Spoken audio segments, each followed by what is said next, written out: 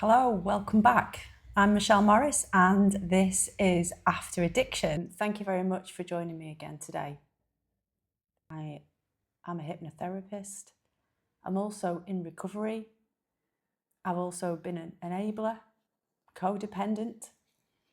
I think now the literature is changing to call it affected other. All of these things. So here's a couple of things about delusion. Delusion tells the addict that they are still having fun or letting off steam. It directs the enabler in the very same way. So if you've been enabling, you will also find that actually some of the things that is happening to your addicted loved one are also happening to you.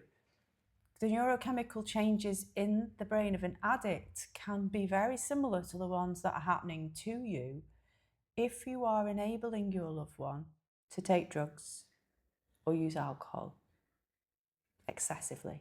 Welcome back to episode 3 of After Addiction. This is the community for people who are in recovery, have loved someone who struggled with drug or alcohol misuse, or has lost somebody, unfortunately, to this terrible thing. Today we're going to talk about 3 things: delusion, what to do about it, how you can change. So delusion tells an addict that they are basically still in control, right? They're still having fun. They're still letting off steam.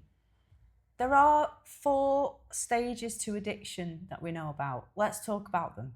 We've got the early stage addiction. Okay, the early stage might not even be called addiction. You've got early stage usage of a drug or something that later becomes problematic, like drinking. You have early use, which is fun.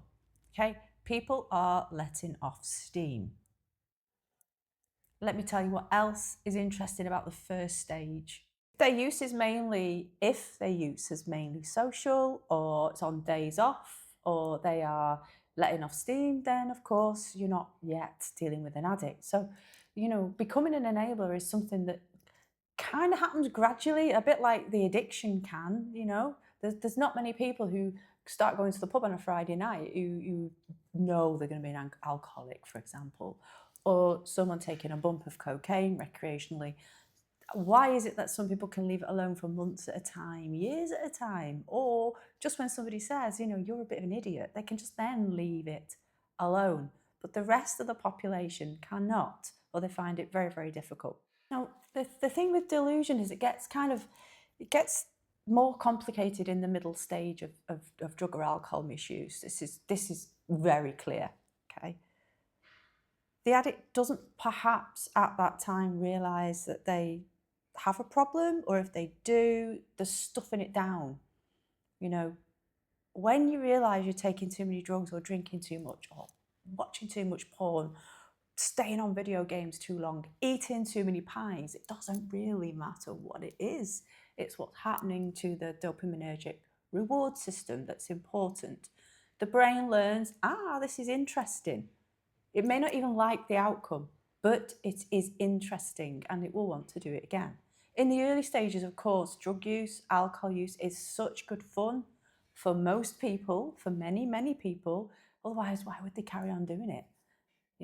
So while it's still fun, it's difficult to see who may develop a problem and who may be fine for the rest of their lives or have bits where they come in and out. It's often difficult to tell at this stage. But when you're getting into the middle stages of it, when you're getting into the middle stage of this, the addict doesn't perhaps realise they have a problem.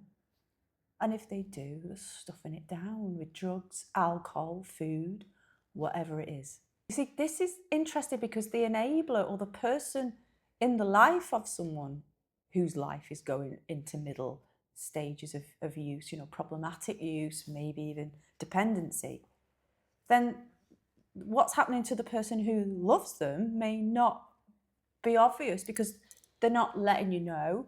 It's an inner feeling that you often don't express. You don't sort of say, I've realised that I'm having 3 glasses of wine every night now. You kind of keep it secret to yourself. So as an enabler, how can you know that that person may have even had an inkling that their usage is getting beyond something that's fun anymore. You know, you have to kind of let yourself off. If you've realised you're an enabler, or you're thinking you're an enabler, chances are you probably are, and we're going to give you some ways to find out. In the middle stages, maybe we can't bear to see the person we love. Maybe we can't bear to see that friend, that loved one, that husband, that wife in this state of pain. You know, if somebody was in pain, you give them medicine, you give them treatment. However, what their medicine has become is the substance that they are now misusing. So this is in the mind of the enabler of, clearly if somebody's in pain, you'd want to try and help with that pain. But the actions then do not actually help, because we may start to call in sick for them if they're not feeling well. Fine, that's actually helpful if somebody is genuinely not well, isn't it? It's helping out, it's not enabling in that sense, it's helping. But when it is repeatedly because of drug or alcohol misuse or something else that's become an addictive type of pattern, it's very easy to fall into a similar pattern, not where your usage is called into question, but where your actions are actually supporting, when your actions are actually supporting the person's continued usage. Natural consequences are so important for the person who is misusing substances to wake up and realise, you know, natural consequences. If you continue in this way, you are likely to lose your job, lose your partner, lose your kids, lose money, whatever it is.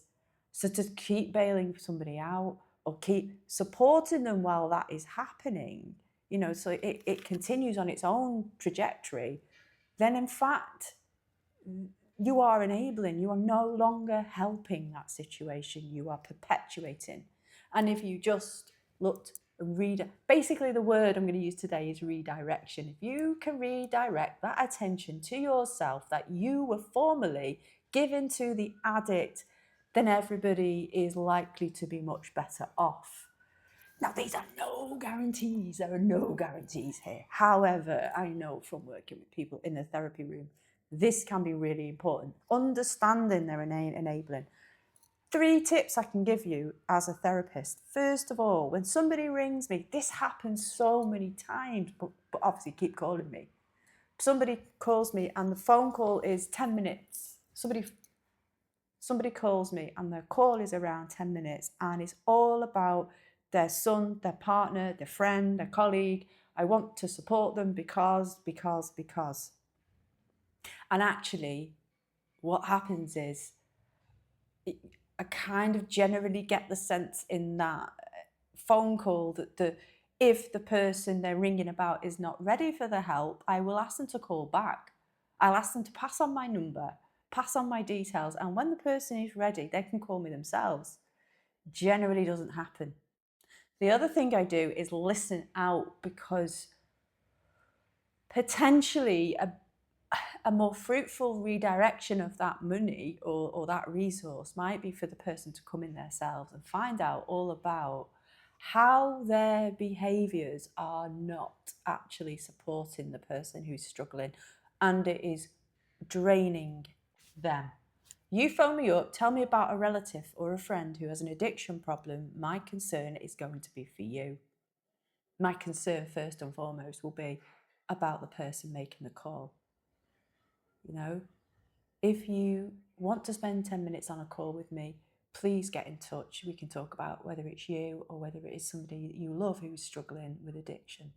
My name's Michelle Morris. As you know, I am an addiction therapist. I trained in solution-focused hypnotherapy, and it changed my life.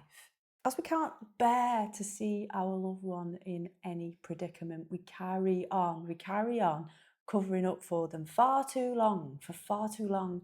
And, you know, don't blame yourself for this.